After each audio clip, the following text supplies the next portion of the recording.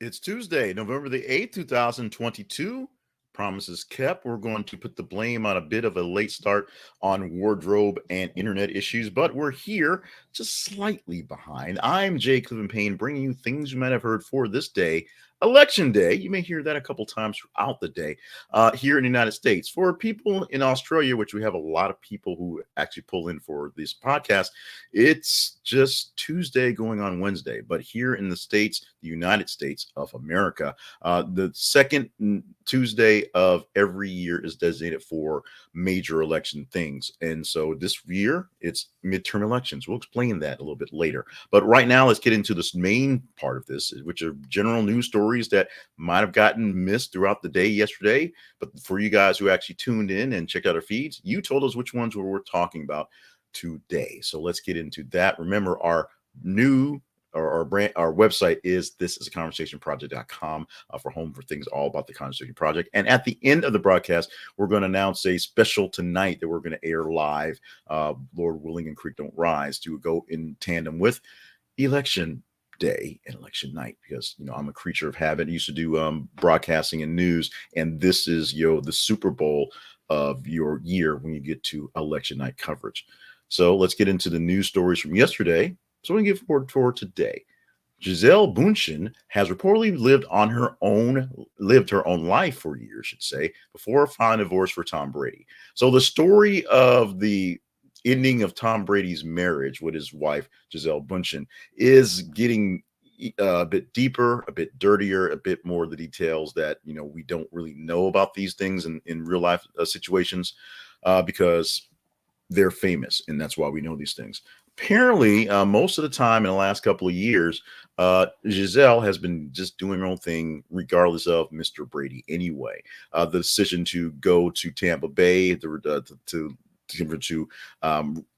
retire and unretire, all those things have been semi-independent of what's going on in the life of the household, because for most cases, she has stopped caring what Tom Brady does. It's basically, do you show up for the kids, and are you being there for things like that? And that, while Gisele has been a staunch supporter, at least visually, of being there for Mr. Brady, the unretirement and just sort of the selfishness, if you will, of him putting his things in forward, was the straw that drove the camel's back, and got to a point where it was like, you know what, I can do this thing by myself. I'm much richer than you are. I'm much more famous and accomplished than you, Tom Brady. You can deal it on your own. That's where the divorce has now come into place, and it's pretty much a done deal. It's happening. There's nothing going to stop that. We will see how this thing falls out and how it files out in the court of public opinion, because that's who we are as humans. Facebook's Meta to announce major layoff.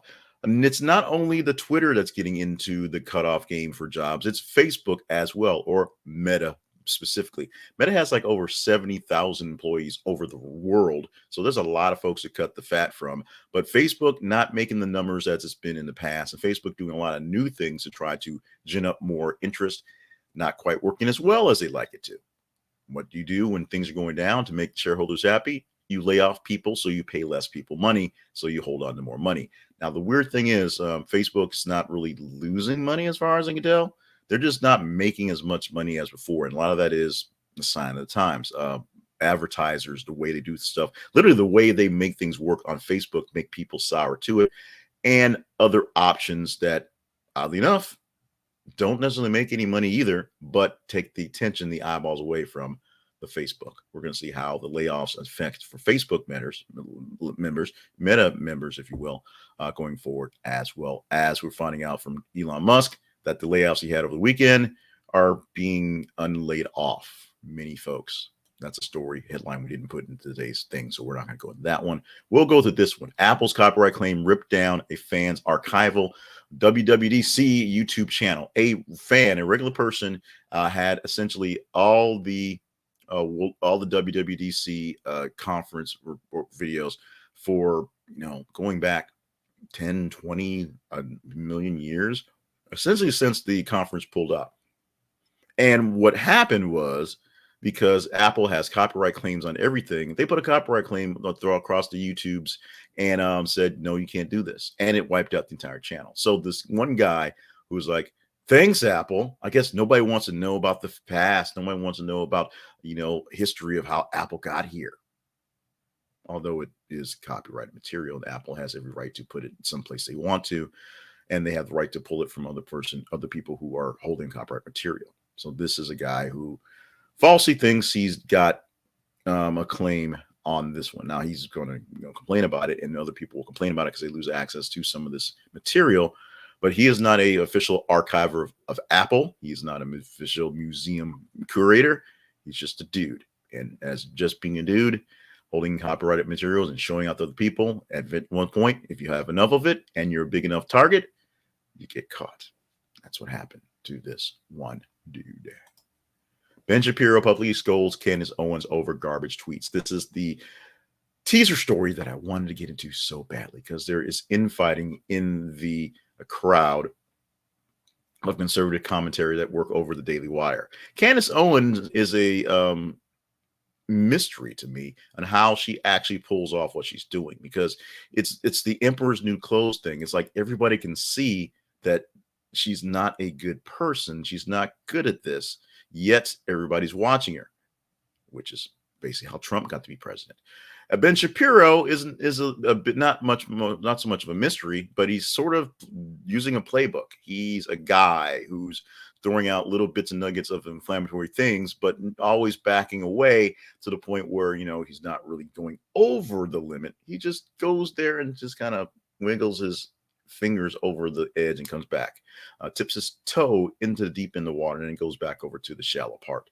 He's a much more careful and calculated guy, although what he's saying is also kind of weird and crazy too. Candace Owens is just saying stupid BS, and people are loving it. Maybe because she looks like this. I'm just saying. Ben Shapiro is scolding Candace Owens, going back and forth over the fact that she's just tweeting out nonsense lately. And Candace Owens' reply is, man, you got my number. Why are we doing this thing on Twitter? Why are we doing this thing in public? Why are we having this conversation? Which is a point. But maybe he doesn't want to call you. Maybe he doesn't like you. Maybe no one likes you, Candace Owens. Although every time she pops up, I just think maybe she just needs a hug. And then I think for about 20 seconds, I'm like, no, I really just don't like her. That's me. Donald Trump will not detract from midterms, but will make an announcement on November 15th. What's that announcement? We believe on November 15th, the collective we, just everybody in the world thinks he wants to run for president for a lot of reasons. And there's a short window where he can do that, where he can do this and get himself out of a lot of trouble, because there's a lot of people who want to send him to jail. And they're waiting for the elections to be done, election day as is today, to kind of pounce on that. Because votes take time to count, election day doesn't mean we'll know who all wins by the end of the day. It'll be a couple days in some cases. So you got to give some wiggle room in what's going on. November 15th is the day. Mark on your calendars, put it down in your books. And Donald Trump will say some words that will be basically explaining his political future, or his actual future, since having a political future keeps him in, out of jail, on November the 15th. We are waited with bated. Actually, we're not waiting with bated breath. We're not going to hold our breaths to this one because he's just, Donald Trump. Whitney Cummings takes jokes to OnlyFans because Twitter is full of dorks. Now, there's a double on this one here. Basically, Whitney Cummings wants to take her dirty jokes to OnlyFans because you can put it behind a paywall and do all the dirty things you want to. She will not be showing her toes. She will just be saying dirty jokes to people who want to pay her money. Saying more risque things on Twitter gets a lot of attention. Some of it good, some of it, mostly all of it pretty much bad, where there's people who are going to complain about it, or people who are going to get really, really weird into it, which is another problem. But plus her comedy is kind of raunchy. She's going to take it to this place where she can make you spend money for it. It is OnlyFans, and coming soon, you'll be able to check out not her toes, but her jokes on the OnlyFans, because everybody makes money on OnlyFans, right? Snoop Dogg addresses claim he smokes equivalent of 75 to 100 blunts a day. There are people who believe Snoop Doggy Dogg, Mr. Calvin Brodus, is out there just sitting around all day smoking weed, which he does, but the amount comes about to about, maybe he smokes about 100 blunts a day because he's got that much time. He ain't got that much time. In fact, he went to the gram to talk about it, saying, basically saying, man, if that stuff, man, I can't be smoking all them blunts, man. I smoke a lot, man. That can't be. That's it. And then released a picture of the roaches for about a day's worth of smoking. It was about 8, not 80, not quite in the range for here. So Snoop Dogg addresses that fact, saying that, man, he can't smoke 100 blunts a day. He doesn't have that kind of time. I think that's basically what he was saying, but it's not quite 100, not even 75. LeBron James says refs have been telling him privately that they're missing foul calls on him. So there is like a sort of overarching conspiracy in sports where the stars get things going their way. There's oftentimes that fouls aren't called or fouls are called on them because they're the stars and they must be protected. Here's an example: LeBron James saying that the refs are basically whispering to him outside of plays and in the tunnels that, you know what, we're missing some of the foul calls. We're just not getting them. We're sorry. It's just we're not in position. Things are happening. We're not getting them. This is the refs essentially admitting to LeBron James, allegedly the refs admitting to LeBron James that he's missing foul calls that aren't getting called on him because I don't know, because they have want to bare their soul. They had any confessional. I don't know what the deal is on this one. This isn't a Tim Donaghy situation. This is just people trying to, I guess, cozy up to LeBron because he's the vice president of the United States after Oprah is the president or something like that. But this is a telling tale kind of interesting thing about what goes on behind the scenes in the sports world. And yes, some people are getting calls or not getting calls for certain reasons. This doesn't necessarily work towards his example, but it's out there. He says it's happening. He says people are telling him the truth, bearing their soul about their missing calls. Kara Phillips is in the news for not doing a good thing. She's now on ABC News, mostly on their web streaming service, doing their anchoring on the day. This is on her. ABC News staffer sparks backlash after referencing to Indigenous people as creatures in online segment. Kara Phillips is a journalist I'm actually a big fan of, and was happy that she popped back in to the limelight. And even though it's on one of the smaller venues on the streaming version of ABC News, getting a chance to do stuff. She was a star at CNN. I was very, very happy watching her do her stuff there. And now she is doing things and messing things up by using bad words or words that aren't appropriate. We can talk about this further tomorrow if you deem this one worthy of talking about. What do you think about that? All you have to do is follow us on our feeds on Facebook and Twitter, facebook.com/This Is a Conversation Project and twitter.com/th_conversation. If this is a story or any story we see posted 50 minutes on our feeds, it's something that you think would be interesting to chat up, you are saying is a good conversational topic, like it, love it, hate it, share it, get into the conversation by making it a scoring as a engaging topic. And we'll take the top 15 stories of the morning and pull 8 of those to present to you, just like we did today. Just that simple. Let's move on to ways to keep us going, keep things going here. The literal lights on here for the studio, and that is Zenni Optical. You can shop from them using our link, and we get a little bit of money. That's how it works. Why would you do that? Because Zenni Optical is awesome. Men's glasses, women's glasses, kids' glasses, they are there. They are all there. What you're looking for in the best of frames, in the best of lenses, in the best of technology, and at a very, very bestest of price, extremely affordable. And you'll get love and care from the folks at Zenni from the bat. They've been taking care of me for 5, 6, 7 years. And while I am a pretty boring person, buying essentially the same lenses over and over again, I buy them with, my upgrade or same frame, should say. I buy them upgraded lenses as my vision changes. I buy them with these have a slight tint to it, although you can't really see very well in the computer. I buy them with sunglasses with the same sort of thing. I buy the blue blocker things. I get my glasses from Zenni Optical, and I get them because they're inexpensive and I can keep extra pairs for when I lose them, which is kind of often.